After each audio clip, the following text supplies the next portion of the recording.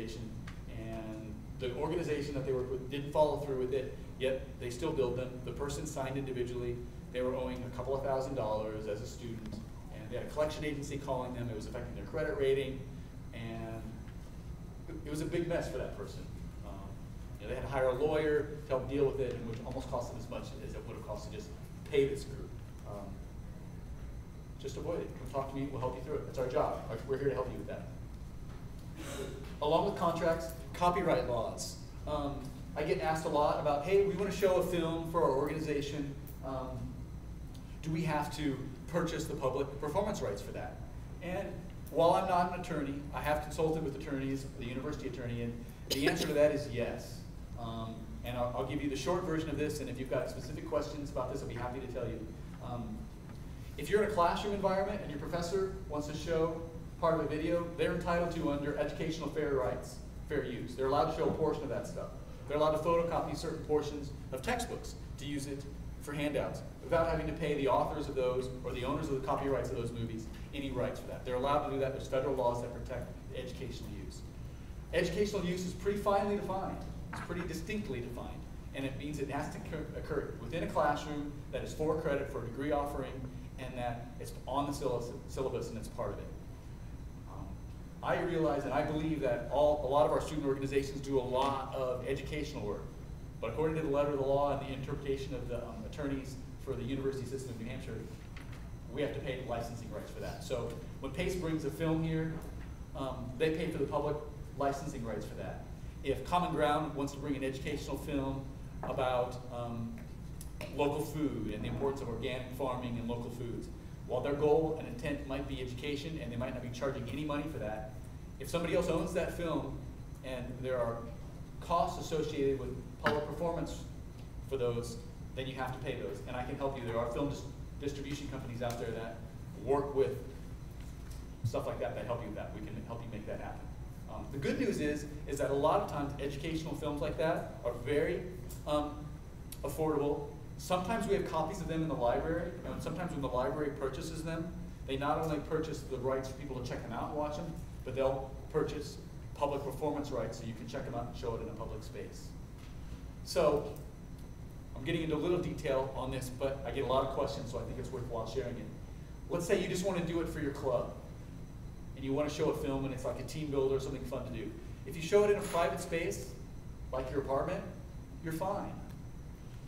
If you want to reserve the NPR and put a flyer up and show it here, then it's public space, and that's the difference. So, team builder, showing it for fun, get together at your apartment or hall, that's no problem. You can show your personal copy, and that's fine. But if you're going to show it here and put a flyer up, even if you're not going to charge, even if you bought your personal copy of it, legally you can't show it here.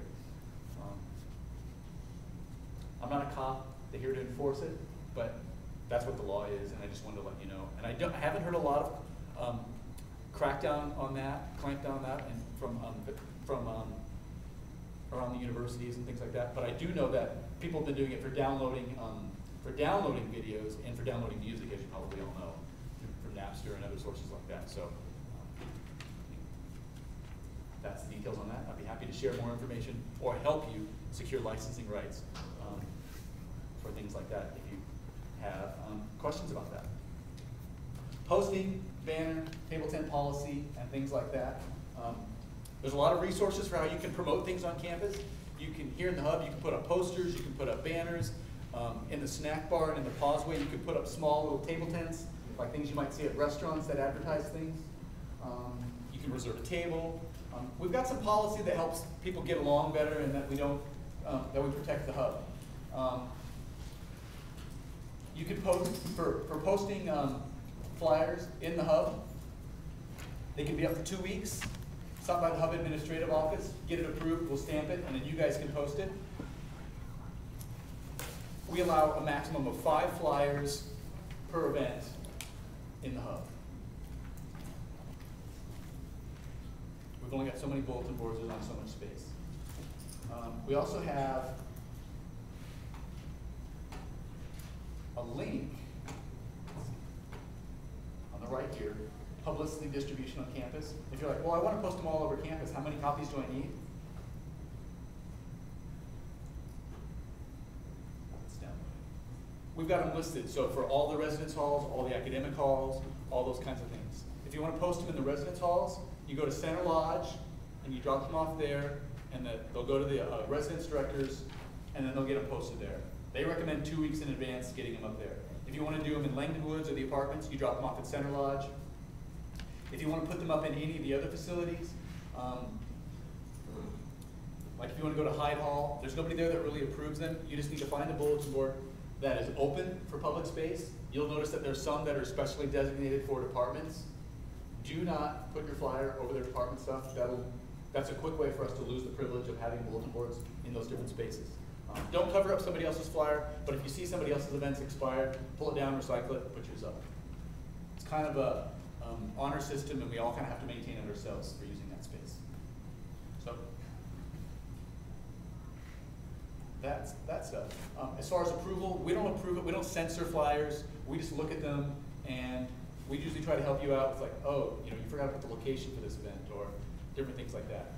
We don't allow people to advertise beer-related events off campus and things like that, for obvious reasons. Back to the Student Activities Office webpage.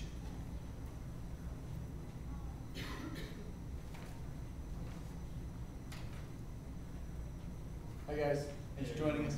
Did you guys sign in outside? I think Brian signed in. Great, thanks. I can fill you in on what you missed later. I think. Yep. All right, so we've got lots of other information that we can help you with for your organization on here. Our student organization manual. I'm not going to go through all of these, I just want to show you what's available on here.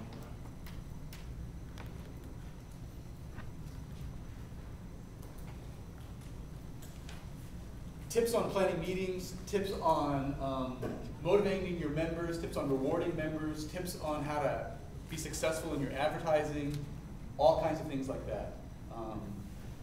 How to approach businesses when you want to solicit them for fundraising, some courtesy, some ethics, different things like that. We've got all kinds of information like that on here, and that's under the Student Organization Manual. We've also got a section called Leadership Resources. Like I said, I guess that link's bad. I'll double check that.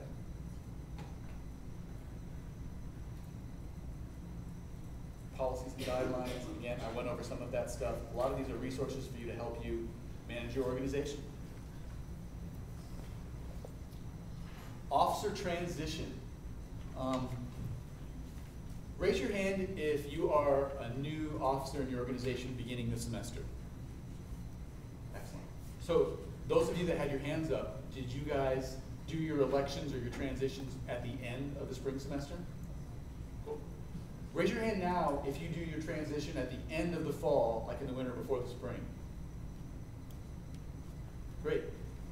In the past, a lot of organizations did that because one advantage of that is that if you're here, if you're the new president in the spring, the old president who was there in the fall is probably still around and can help you out with things like that. So if you're looking at how things are going and you're a new president and you're feeling a little overwhelmed and the people that were there before have all graduated and nobody's here to help you out, your organization might consider moving your organization transition time to mid-year or between the fall and spring semester for that advantage.